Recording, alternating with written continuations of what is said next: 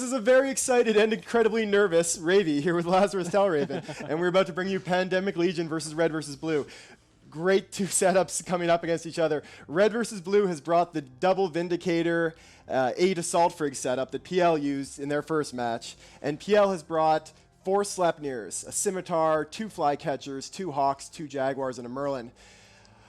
I am kind of hyperventilating here. This is going to be a great match.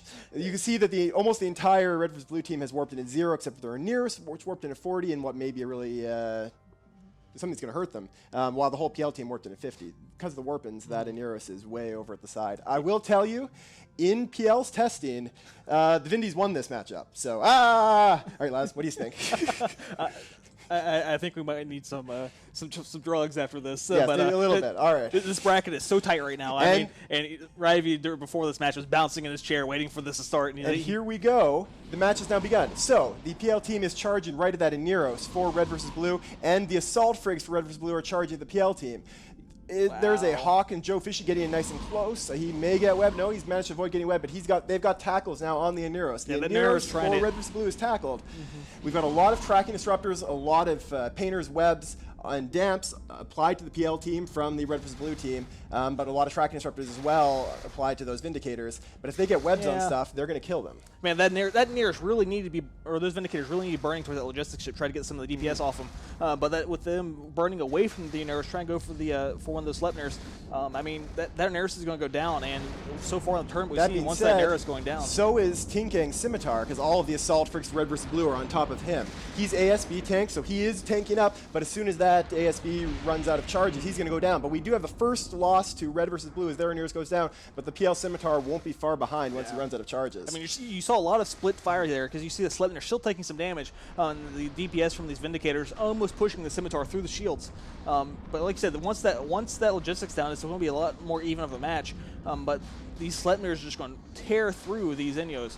Yeah, well, these Sleipnirs, looks like we got one of the Enyos web now. There goes Tinkang's Scimitar. Now neither team has logistics. The first Vindicator for Red vs. Blue, though, is down into half arm. He has no logistics to rep him. Brianna's Sleipnir for PL is going to go down too, but he's using ASB, so he's slowed it down. That Vindicator from MacGyver III is in structure, as they also lose an Enyo.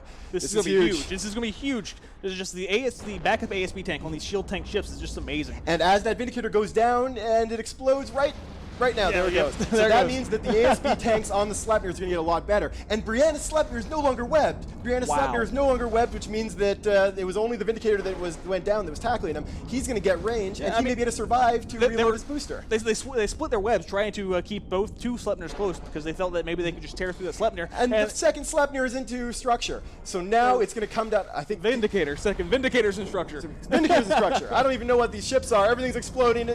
And down goes Brianna as well, though, right afterwards. Wow. But this PL is in a great spot at this point. Now here's the question. Will Red vs. Blue be able to get the, I think it's 37, 38, or 36 points. 36 points to go through. If RvB can get 36 points, which means all they need for that is another, 8 points? Yes. Yep, if they can get another 8 points, then they will knock out Rogue Capello. Yeah, I mean, that's this point, like I said in the beginning, this bracket is so tight. The points are everything in this match. Doesn't matter besides PL winning, but if they get those 36 another points. Ishkur going down. Wow.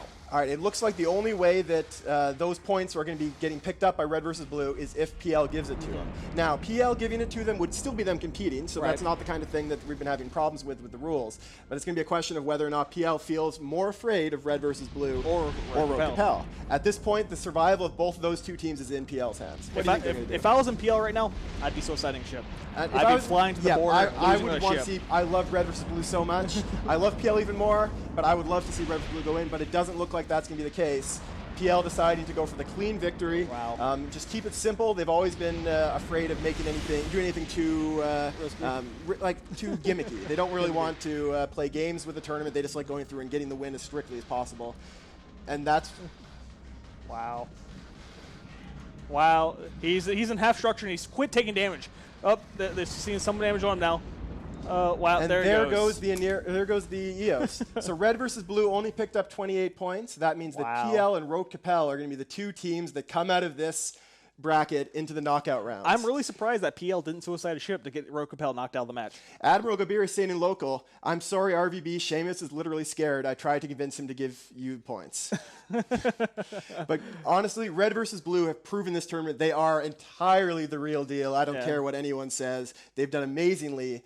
And they're going to be back next year, I think, with a vengeance. I definitely think so. I mean, it's been amazing how well they've worked together at being purple. Yes, this is a team of people that have a lot of alts, a lot of newer players, but they've still done a spectacular job. PL and Road are going to be leaving from the group of death. Congratulations to them. Congratulations to Red versus Blue on an amazing tournament. Sorry that you got knocked out here. We're going to be really miss you tomorrow, and we'll send you back to Soundwave so that I can continue my shaking.